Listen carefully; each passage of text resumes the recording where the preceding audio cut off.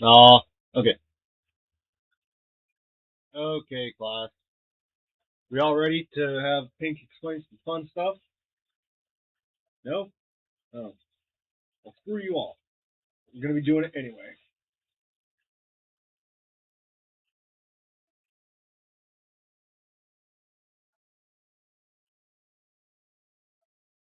Alright, so,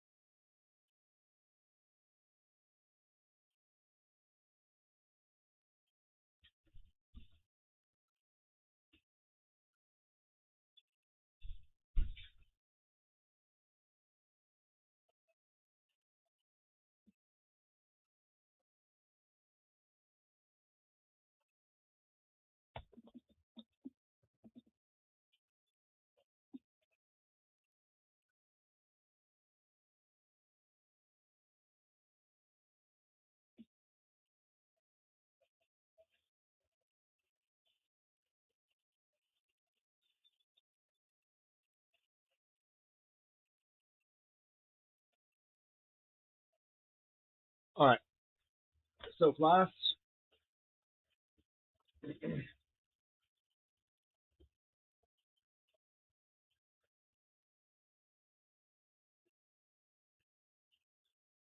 we have a pickle to solve. Explaining my project and my theories without melting my own head. It's gonna be fun.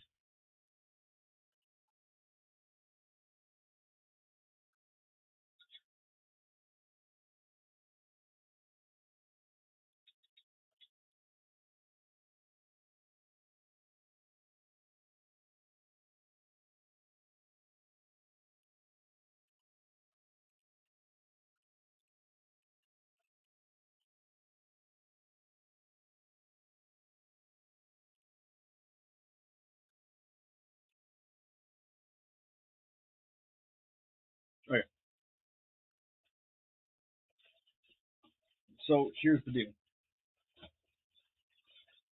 We have currently one type of AI, and that is a LLM.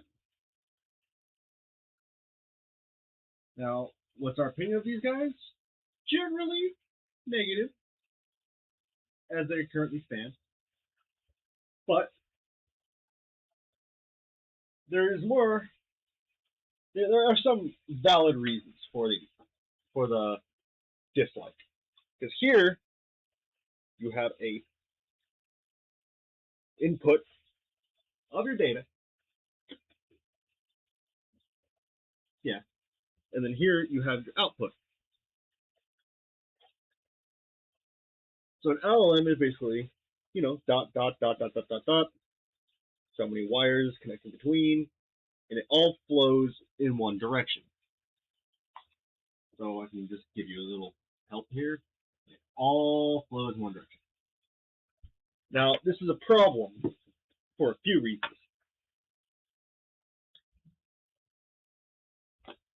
Because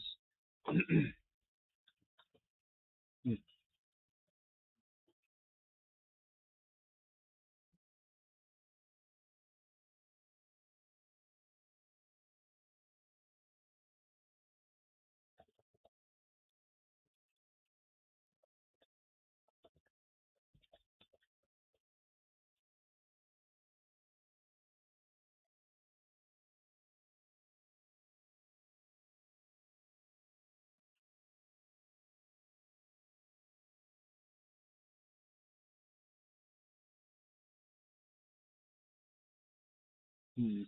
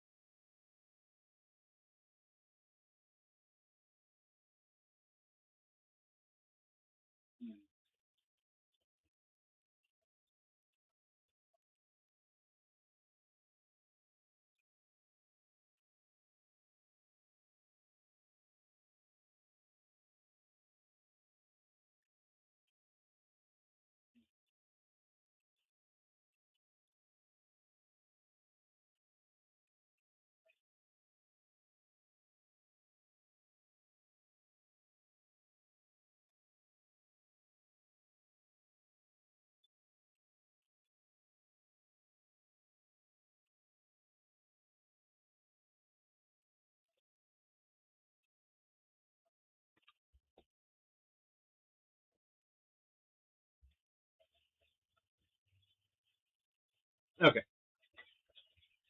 let's get these nice and clear. I can probably do a few things with the camera if anyone wants, but so LLMs are entirely one direction. Right. Get these nice and clear. I can probably do a. Oh, I see a problem here. I apologize. I forgot, boys and girls, to set up my mic.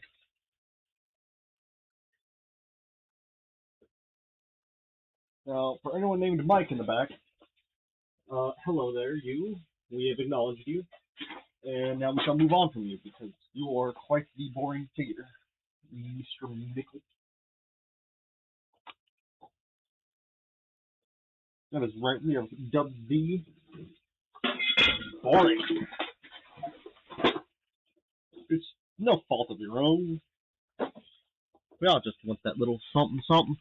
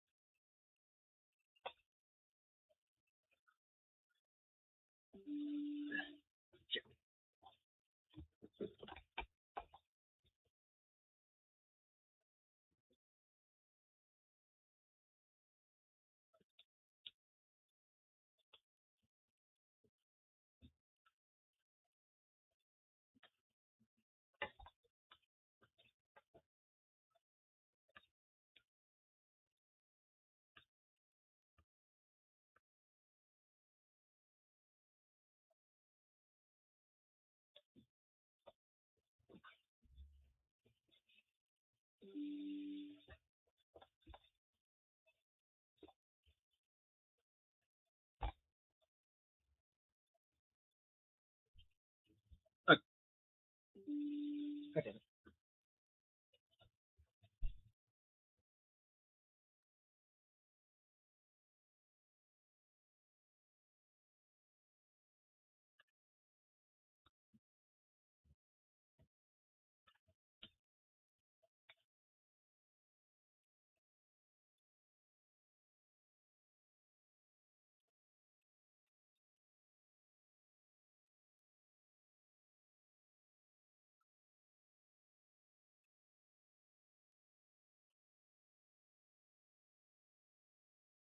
Okay. So,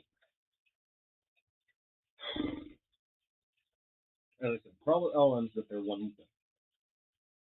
Now, that wouldn't be a problem typically if we had a few other things in our favor, but we don't because the way they work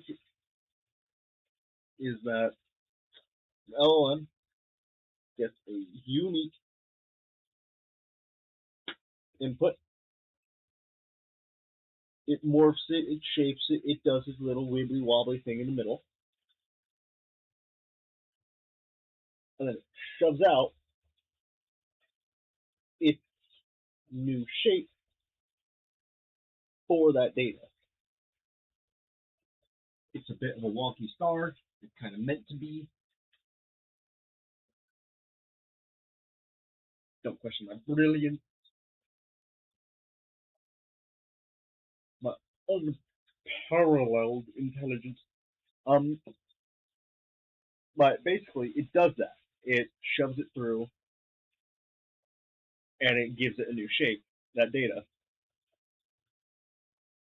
There's a few issues in three key areas about how it does these things. Number one, when shaping the data, you want to build this new transformer block for all the other layers and such that go into having a deep mind.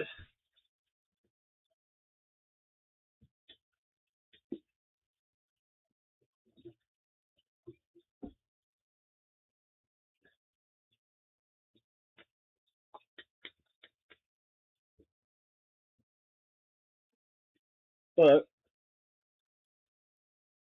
training has you giving it packets of prompts over and over and over in the form of numbers. So this is one, this is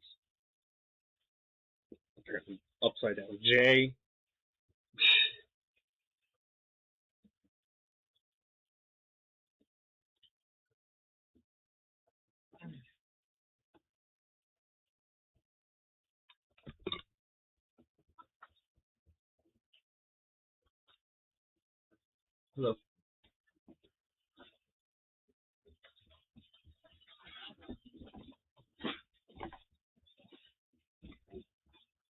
So we form all these batches of prompts called input data, and these are given numbers.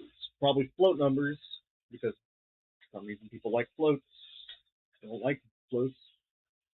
Well, you would like a float. However, all of these things get formed and pushed through. Then it gets sent through their own unique, their own unique little variation of math prompts. And it spits this training data back out.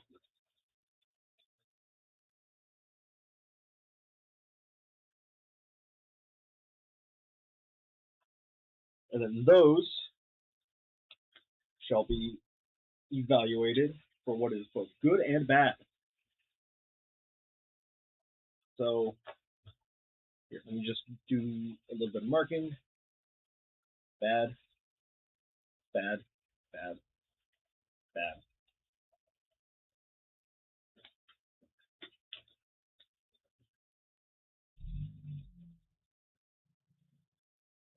And three good prompts. Okay? So this is your breakdown. You see those little dots? Those are bad output.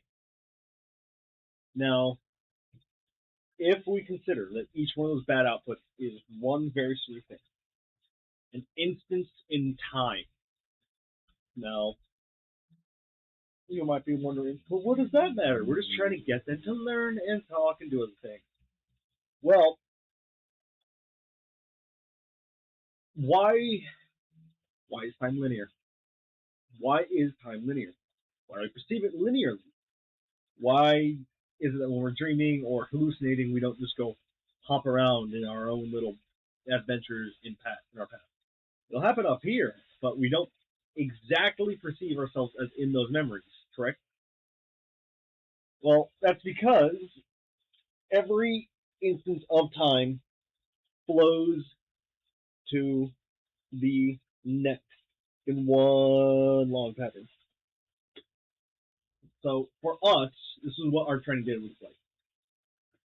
We get a prompt, a situation, we smell a smell, and then the next one would come, and the next, and the next. And all of these good or bad prompts, alter this, the main center cube, which does all the transformations. But the way we train AI, there's one giant issue. There's many benefits in having time linear things because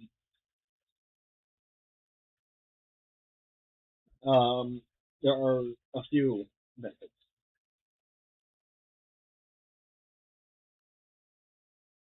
This sentence: the grass is blue. Did you see the amount of movements I did? Every little thing, the way my vowels changed as I did it. That was all a linear motion of time. I said the grass is blue. That took about 1 second, and in my memory, I remember saying it twice now. However, to an AI, if you fed the word the grass is blue twice to it, it would view them as entirely different instances, different words, and different everything. It wouldn't be placed in within time. It would just have it changed. So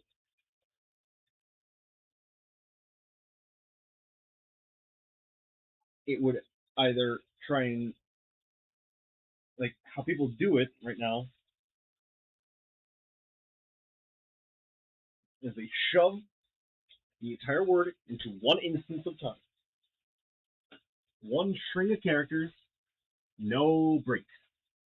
This is our perception, and it took a second to say it. To the AI, this perception has no time value. It could have heard that a year ago or a week ago because to it, every single training prompt is separate in time. Because for each time this structure is changed, it will give it you'll give it your prompt, it'll go in, it'll be morphed around, it'll spit back out, and then the evaluator will break that